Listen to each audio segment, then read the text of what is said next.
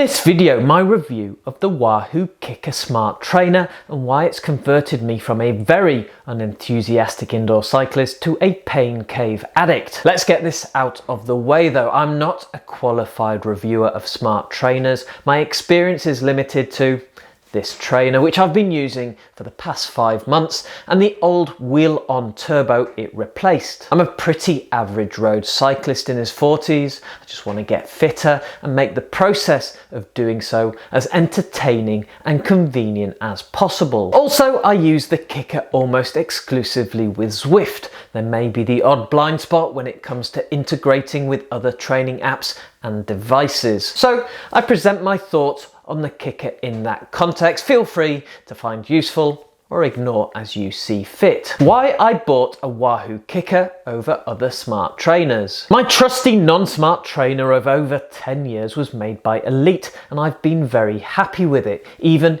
if I've not always been happy on it. I did consider upgrading to an Elite smart trainer, the Diretto say, or the Sweeto, but ultimately decided to go with a Wahoo. I like how Wahoo prioritise ease of use when designing their products, plus I hoped it would integrate well with the Wahoo gizmos I've already got, which, as it turns out, is an irrelevance as I almost exclusively use it with Zwift via my computer or iPad. So focusing on the Wahoo lineup, I discounted the KICKR Snap because it's a wheel-on trainer and I wanted to try the full direct drive experience. The Roller, for similar reasons, also because weird. In the end, I went for the full KICKR rather than the KICKR Core because 1, I ride and train at such an elite level now. 2, I need the superior accuracy to fine-tune my training. And 3, it had to have the capacity to withstand walnut-cracking power spurts from my leg guns. Which is of course bollocks. I'm paying for it with my money generated from the blog and this YouTube channel, which feels sort of like play money and, most importantly, is somewhat opaque from scrutiny by my wife. So I thought I'd treat myself to the higher end trainer. Good news though, I'm happy with the decision. The Wahoo KICKR version I bought. To set the context, I bought my KICKR new in early 2022, so this is the V5 version, in other words, the current one. In other words, not the current one, Wahoo has unhelpfully just released the V6 2022 version of the trainer. It features a couple of upgrades, most notably Wi-Fi, but the main body of the trainer remains the same, so all of the features that I'm going to talk about remain highly relevant. So back to the video. So what is it? The KICKR is an indoor cycling trainer. You attach your bike to it, sans rear wheel, and pedal against resistance provided by a flywheel located in this circly bit. But it's not any old indoor trainer, it's a smart indoor trainer, which means that said resistance, the bit that makes you work harder on the bike, can be controlled by another device. That could be a workout programmed into your bike computer or a software app like Zwift or Trainer Road. The KICKR uses the ANT plus FEC protocol, said the historian, as well as the Bluetooth equivalent. So pretty much any smart trainer controlling app or bike computer can pickle your pain buds. This broad compatibility extends to the bikes you can attach. The height of the trainer adjusts with this little blue strut thingamy to accommodate wheel sizes from 24 to 29 inches, which should cover most road and mountain bikes. So it's a bike trainer for the masses, provided those masses have a chunk of disposable income. I'll come on to that later. Setting up the Wahoo KICKR V5 2022. The KICKR comes largely assembled. As you'd hope, all you need to do is fit a cassette appropriate to your bike. Screw on your desired level of squidgy feet and you're pretty much away. Here are some shots of me putting it together, and I'm mechanically incompetent. You can probably tell from my straining, it's heavy. This is not something you're taking in the car to warm up ahead of a sportive. Sure, No one takes an indoor trainer to warm up ahead of a sportive, but if they did, it would not be the KICKR. The legs on the Wahoo spread out when in use like a mansplainer with huge danglers, but can be tucked in if needed, presumably for easier storage. My wife hasn't yet told me to tidy my toys away. I don't let her in my pain cave. Well, not this one, so my KICKR lives in legs akimbo mode. But if floor space in your gaff is at a premium, you do have the flexibility to push your whole setup closer to a wall when not in use. Tech setup. In terms of technological setup, well, there really isn't much to do. It was so easy I barely remember it. I opened the Wahoo app on my phone, linked it to the KICKR, which automatically downloaded the updated firmware, and well, that was it. It was similarly easy to connect to Zwift, both on my computer via AMP Plus and more recently to my iPad via Bluetooth.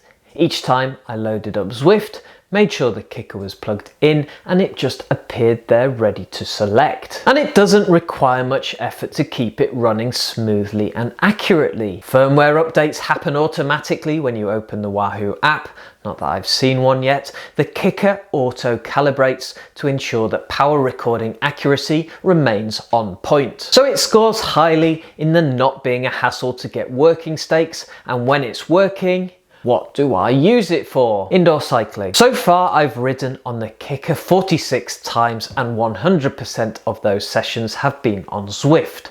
Absolutely zero of those rides have been on a mountain bike. To be honest, I love the combo of the KICKR and Zwift. It integrates seamlessly. If you're in a race or ride about mode, I doubt that's what they call it, resistance changes in response to gradient and whether you're drafting other riders. In a workout, erg mode kicks in and resistance changes according to whatever power levels the workout requires. The connection between the trainer and Zwift, either using AMP Plus and my computer or Bluetooth and my iPad, has always been very stable. The KICKR connects automatically and instantly when I fire up Zwift. As far as I'm aware, I've had no signal dropouts. And then it just works, doing its thing, resisting, causing me unreasonable amounts of pain which I paid hundreds of pounds of cash money for. Riding on the Wahoo KICKR, and how is the road feel? Bluntly, the KICKR is fantastic to ride. Now, I accept I don't have the trainer experience to get the nuances in this field, but the KICKR feels light years better than those rubbishy exercise bikes you get in gyms, and a significant step up from my old Elite unit. The KICKR reacts quickly and automatically to resistance changes, whether that's part of a structured workout or in response to the gradient increasing on my Zwift route. Changes feel smooth and natural, as much as kicking up to 395 watts for a 30-second ball buster can be described as smooth and natural. In terms of climbs, the KICKR will simulate gradients up to 20%, which I think is enough to handle any wall on Zwift. Wahoo says the KICKR's 16-pound flywheel with its precise inertia recreates the sense of riding outdoors, which I assume is the road feel people talk about. The roads I generally feel are rough and potholed, but if yours are all freshly laid tarmac, then the KICKR does an excellent job of mimicking them. Unrealistic resistance and freewheeling behaviour is one of those things you don't really notice on a trainer until it feels wrong and distracting. I've not found the KICKR distracting, so it must be close enough to real-world outdoor riding for me. I just get on and ride and enjoy it, as much as that's possible. Quick interlude: if you're finding this video useful, fun, or both, please hit the like button. YouTube loves it. If I get enough likes, I'll do my special sexy dance.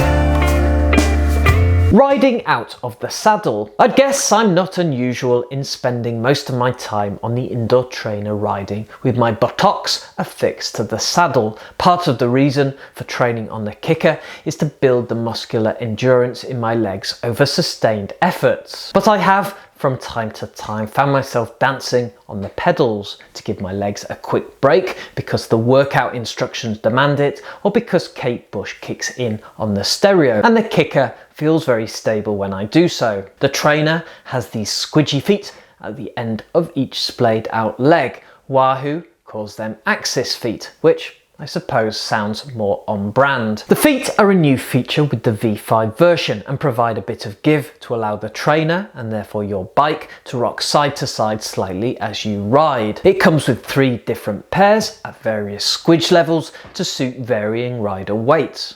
Now I'll be honest, the effect seems pretty subtle and I don't have experience on older rigid kickers to compare it against, but there's certainly no harm in having them as an interim solution before you upgrade to one of those expensive rocker plate contraptions. Finally, on upright riding, there has been the odd time when I'm really laying down Thor's hammer that the KICKR has wriggled forward a fraction on my trainer mat. Perhaps my riding style involves a little too much pelvic thrust, but it's nowhere near as bad as on my old Elite, which would wander around my pain cave uncontrollably, and it hasn't detracted from my enjoyment, let's call it that, of using the trainer. Now I didn't just buy a Wahoo KICKR for road feel and to look cool. I wanted to step up my training in terms of using power. So I should say some words on power and accuracy. Wahoo claims that the power on the KICKR is measured and presumably resistance calibrated to within ±1% accuracy. It's certainly accurate and consistent enough for my needs. Hard efforts between sessions don't feel unreasonably different. As I mentioned in my Pain Cave upgrade video, I'm totally sure that the 35 watt discrepancy between my FTP measured on the KICKR versus my Elite non-smart trainer is entirely due to the woeful accuracy on the latter. The KICKR, he or she, they, speaks the difficult truth. If you want more analysis, check out the testing done by DC Rainmaker on his blog. Otherwise, bask in the warm glow that the KICKR is going to be more than accurate for your needs. Whilst we're talking metrics I'm incapable of testing, Wahoo says the KICKR will generate up to 2,200 watts of resistance. I'll be extremely lucky if I ever hit half of that. Possibly a limiting factor for Olympic track sprinters then. Everyone else, including me, can take comfort from knowing that the trainer won't break under our big kick energy. Build quality and noise. 5 months of riding, albeit multiple times per week, is relatively short in terms of judging how the KICKR will last over time, but all the signs are good. Build quality is high, as I'd expect from a premium Wahoo bit of kit. Everything is still where it should be. There are no signs of wear and tear, no squeaks or creaks have appeared, other than from me. The KICKR seems pretty quiet in use. It's certainly not offensive to me or to other people in my house, not that I've asked them. Most of the noise emitting from my magnificent training efforts appears to come from the drivetrain of the bike mounted on the trainer.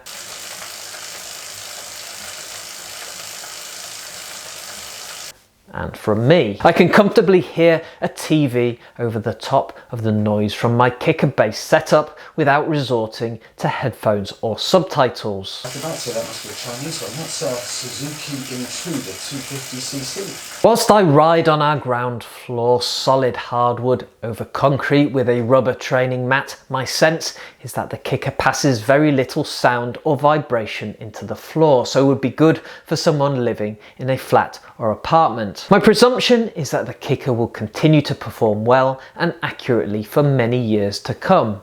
Time will tell, but I take comfort from the buoyant market in second-hand KICKRs and that Wahoo sell refurbished ones, implying confidence in the longevity of their product. So how much does the Wahoo KICKR cost? At the time of recording this video, the list price of the Wahoo KICKR is £1,000 or $1,200. I paid £880 for it from Wiggle, which seems to be due to some sort of frequent customer discount I got. Either way, it's a lot. Clearly, there are other smart trainer options at cheaper price points. Equally clearly, I can't opine on which is the better value, as the KICKR is pretty much the only smart trainer I've tried. What I can say is that I've got and continue to get an immense amount of use out of it. My average session cost now is £19.13, which is actually quite a lot, but it's decreasing rapidly as I use the KICKR multiple times a week. And clearly it's contributing significantly to my fitness, both physical and probably mental, not perennial. So whilst the cost of the KICKR is pretty steep. For me, it has represented excellent value for money. Your wattage may of course vary. Is the Wahoo KICKR good for training? Would I recommend it? In short, yes and yes. I've never done as much high quality indoor cycling training as I have in the last 5 months. Partly that's down to the whole training ecosystem, if you'll excuse the wank word. I have a dedicated indoor training space. My work and family constraints tend towards home-based training being more convenient than extended outdoor sojourns. I like having YouTube fed through my eye holes whilst I ride. But a huge part is the pleasure of using a high quality trainer, the KICKR, working seamlessly and reliably with Zwift. I would not be doing as many structured workouts and sticking pins in my gonads, regular FTP tests, if the whole setup wasn't easy to fire up, reliable and a pleasure to use. The KICKR is well built, solid and stable, and whilst I'm slightly embarrassed to say it, I think it looks kind of cool. I can see it being a stalwart of my indoor cycling setup for many years to come. So as alluded to at the start of this video, I'm now an indoor cycling convert, a pain cave pervert. Who needs the Peak District's natural beauty and fresh air when you've got Mercury Islands, a sweaty cleft and a Wahoo KICKR smart trainer? Not this guy. I'll see you in the metaverse.